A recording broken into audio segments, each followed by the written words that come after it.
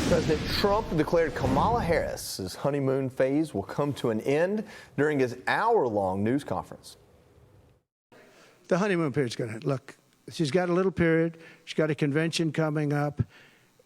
It's about policy. It's not about her. I think she's incompetent because I've watched her. She destroyed California. She destroyed San Francisco. Everything she's touched has turned to bad things. Joe Concha is a Fox News contributor, and he joins us now. Joe, is the honeymoon phase over? Call me Joey. Okay. I decided I want to be a Joey also. I'm keeping the Y. I'm sandwiched between two Joeys. I don't mind it. I don't mind it, I don't think, either. It's a Jersey thing. Look, Donald Trump took 42 questions for 63 minutes yesterday. That's 42 more questions than Kamala Harris has taken as a presidential candidate. And look, here's a fun stat.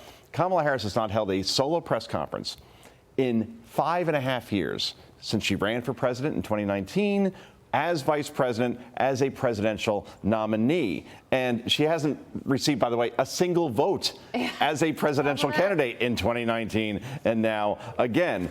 I think Trump's strategy here was very effective because Kamala Harris took questions for a very brief time, but she finally went to reporters afterwards because she was called out on it.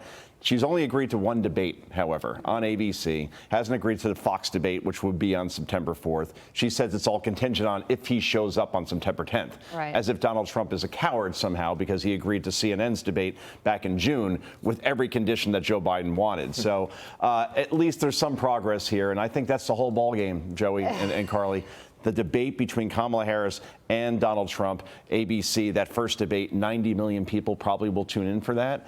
And if he's prepared and actually calls her out on policy and stays away from the personal attacks, I think it could be effective. But the question is, can he? But the notable thing about that September 10th debate is it is after early voting starts. Correct. So that is, they should have a debate sooner on Fox as well. Agreed. Okay, so Kamala Harris, she did break her vow of silence yesterday.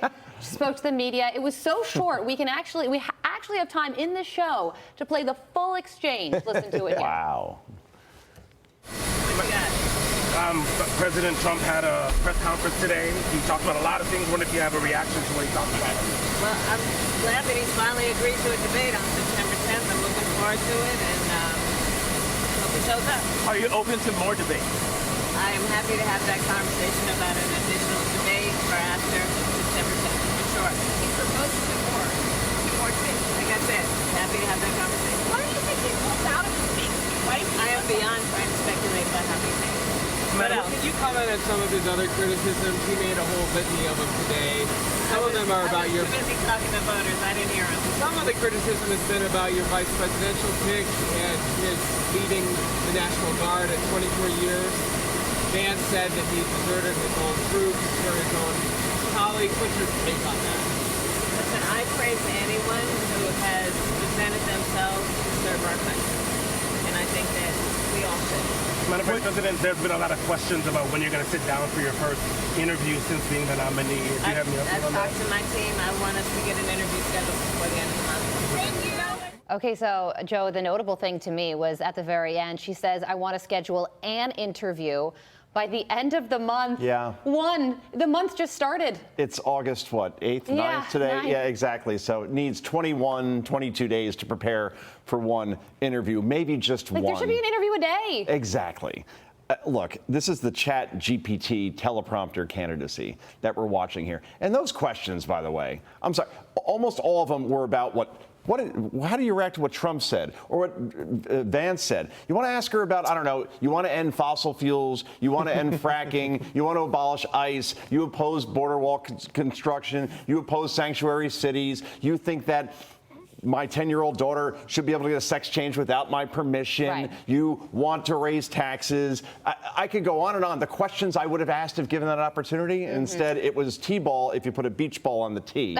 That's what we saw yesterday. And now, Joey, she's not going to answer anything, according to Carly, for the next, 22, 23 days, correct? Yeah, that's what it is. And the New York Times has a piece out talking about how Kamala Harris has been media silent. And then her campaign is like, well, yeah, but we reach our voters in other ways, like using TikTok. TikTok's not going to cut it. This we is get true. that it's 2024, but you got to speak to actual reporters as well.